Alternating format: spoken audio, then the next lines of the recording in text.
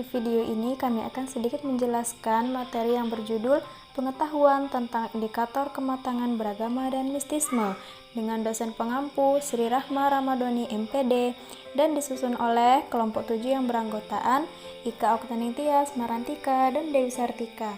Selamat menyaksikan.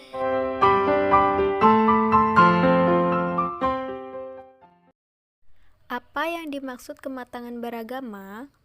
Manusia mengalami dua macam perkembangan, yaitu perkembangan jasmani dan rohani. Perkembangan jasmani diukur berdasarkan umur kronologis. Puncak perkembangan jasmani yang dicapai manusia disebut kedewasaan. Sebaliknya, perkembangan rohani diukur berdasarkan tingkat kemampuan atau abilitas. Pencapaian tingkat abilitas tertentu bagi perkembangan rohani disebut istilah kematangan maturity. Atau dapat juga diartikan bahwa kematangan adalah suatu keadaan yang menimbulkan perubahan tingkah laku sebagai akibat dari pertumbuhan dan perkembangan fisik. Menurut James Williams, agama adalah perasaan dan pengalaman dari insan secara individual yang menganggap bahwa mereka berhubungan dengan apa yang dipandang sebagai Tuhan. Kematangan beragama tidak terjadi secara tiba-tiba, karena tingkat kematangan beragama merupakan suatu perkembangan individu yang memerlukan waktu. Perilaku keagamaan yang dibina dengan kebiasaan sejak kecil biasanya akan senantiasa hidup dalam kehidupan seseorang, sehingga untuk menyempurnakan kebiasaan tersebut diperlukan suatu pengertian dan pemahaman yang mendalam dan betul-betul diyakini kebenarannya. Ada beberapa kemungkinan yang mengawali perkembangan kematangan beragama, antara lain kebutuhan fisik ekstrim yang mendorong individu untuk mencari dan meramalkan arti dari kematangan beragama sebagai proses pencarian makna kebenaran. Namun, jika agama berkembang dari kebutuhan manusia, seharusnya akan ada kematangan ekspresi. Sebagai contoh, ekspresi intelektual, agama ditunjukkan oleh minat dalam teologi yang dapat memperkuat keinginan untuk menjalankan salah satu ajaran agama. Kemampuan seseorang untuk mengenali atau memahami nilai agama yang terletak pada nilai-nilai luhurnya serta menjadikan nilai-nilai dalam bersikap dan bertingkah laku merupakan ciri kematangan beragama. Dari beberapa pendapat tokoh di atas, maka bisa disimpulkan bahwa kematangan beragama adalah kemampuan seseorang dapat terhubung dengan Tuhannya, serta menjadikan ajaran dari Tuhannya sebagai dasar motivasi dalam setiap tindakannya. 2. Ciri-ciri dan sikap keberagamaan. Dalam bukunya, secara garis besar, sikap dan perilaku keagamaan itu dapat dikelompokkan menjadi dua tipe, yaitu tipe orang sakit jiwa dan tipe orang yang sehat jiwa. Kedua tipe ini menunjukkan perilaku dan sikap keagamaan yang berbeda. Yang A, tipe-tipe orang sakit jiwa. Menurut William Jasmine, sikap orang yang sakit jiwa ini ditemui pada mereka yang pernah mengalami latar belakang kehidupan keagamaan yang terganggu.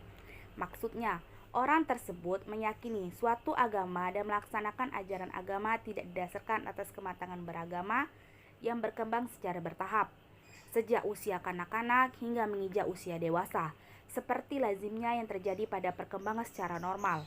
Mereka meyakini suatu agama dikarenakan oleh adanya penderitaan batin antara lain, mungkin diakibatkan oleh musibah, konflik batin, ataupun sebab lainnya yang sulit diungkapkan secara ilmiah. Latar belakang itulah yang kemudian menyebabkan perubahan sikap yang mendadak terhadap keyakinan agama. Mereka beragama akibat dari suatu penderitaan yang mereka alami sebelumnya. Faktor inter yang diperkirakan akan menjadi penyebab dan timbulnya sikap keagamaan yang tidak lazim adalah 1. Temparan mental, 2. Gangguan jiwa, 3. Konflik dan keraguan, 4. Jauh dari Tuhan. Faktor ekstern yang diperkirakan akan menjadi penyebab dari timbulnya sikap keagamaan yang tidak lazim adalah 1. Musibah, 2. Kejahatan. Adapun ciri-ciri tindakan keagamaan mereka yang mengalami kelainan kejiwaan itu umumnya cenderung menampilkan sikap sebagai berikut. 1. Pesimis. Dalam mengamalkan ajaran agama, mereka cenderung bersikap pasrah diri kepada nasib yang telah mereka terima. 2. Mengalami proses timbulnya keyakinan terhadap ajaran agama umumnya tidak berlangsung melalui prosedur yang biasa. Yang B. Ciri-ciri dan agama orang yang sehat jiwa. Yang pertama, optimis dan gembira. Orang yang sehat jiwa menghayati segala bentuk ajaran agama dengan perasaan optimis. 2. Ekstrovert dan tak mendalam. Sikap optimis dan terbuka yang memiliki orang yang sehat jasmani ini menyebabkan mereka mudah melupakan kesan-kesan buruk dan luka hati yang tergores sebagai akses agamis tindakannya. Walaupun keberagamaan orang dewasa ditandai dengan keteguhan dalam pendirian serta ketetapan dalam kepercayaan baik dalam bentuk positif maupun negatif, namun dalam kenyataan yang ditemuin banyak juga orang dewasa yang berubah keyakinan dan kepercayaan. Perubahan tersebut bisa saja ke arah acuh tak acuh terhadap agama atau ke arah ketaatan terhadap agama. Sikap keberagamaan seorang memang ada dua faktor yang mempengaruhi, namun setiap orang berbeda. Yang paling mempengaruhi terhadap sikap keberagamaan bisa juga faktor yang saling berpengaruh dalam faktor internal, faktor eksternal, maupun kedua faktor itu saling berpengaruh terhadap sikap keberagamaan seseorang. Pengertian mistisisme dalam psikologi agama. Kata mistisisme berasal dari bahasa Yunani, meien, yang artinya menutup mata. Kata mistik biasanya digunakan untuk menunjukkan hal-hal yang berkaitan dengan pengetahuan tentang misteri. Dalam arti luas, mistik dapat didefinisikan sebagai kesadaran terhadap kenyataan tunggal, yang mungkin disebut kearifan, cahaya, cinta, atau nihi. Menurut Profesor Harun Nasution, dalam tulisan Orientalis Barat, mistisisme yang dalam Islam adalah tasawuf, yang disebut dengan sufisme. Sebutan ini tidak dikenal dalam agama-agama lain, melainkan khusus untuk sebutan mistisisme Islam. Sebagaimana halnya, mistisisme, tasawuf, atau sufisme mempunyai tujuan memperoleh hubungan langsung dan disadari dengan Tuhan, sehingga disadari benar bahwa seseorang berada di hadirat Tuhan. Karakteristik mistisisme dalam psikologi agama. Ciri khas mistisisme yang pertama kali yang menarik para ahli psikologi agama adalah kenyataan bahwa pengalaman-pengalaman mistik atau perubahan-perubahan atau kesadaran yang mencapai puncaknya dalam kondisi yang digambarkannya sebagai kemenanggulan, gambar tersebut merupakan pengalaman menyatu dengan Tuhan. Kondisi kesadaran serupa juga dialami oleh tokoh mistik non-teistik atau kalangan para penganut Buddha. Sedangkan menurut William James menjelaskan tentang kondisi mistisisme, menurutnya kondisi tersebut ditandai dengan 4 karakteristik.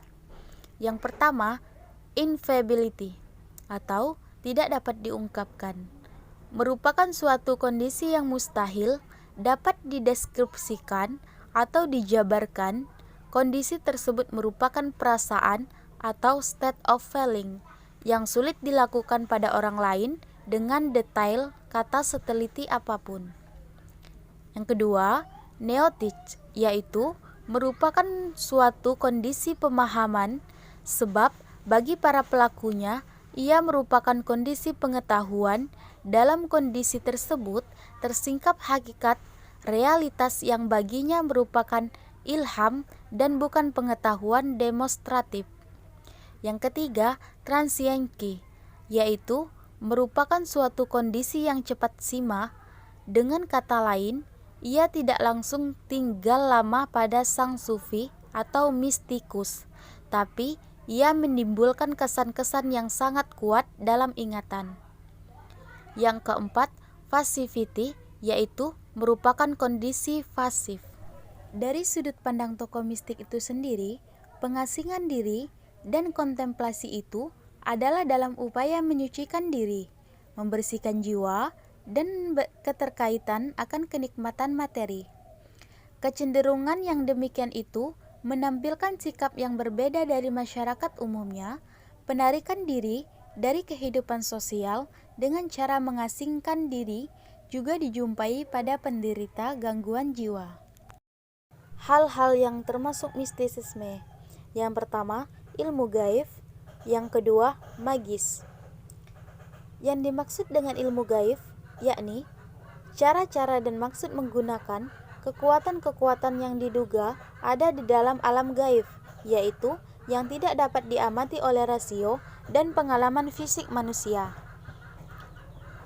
Magis ialah suatu tindakan dengan anggapan bahwa kekuatan gaib bisa mempengaruhi duniawi secara non-kultus dan non-teknis, berdasarkan kenangan dan pengalaman orang mempercayai bahwa karenanya orang dapat mencapai suatu tujuan yang diinginnya, dengan tak memperlihatkan hubungan sebab akibat secara langsung antara perbuatan dengan hasil yang diingini.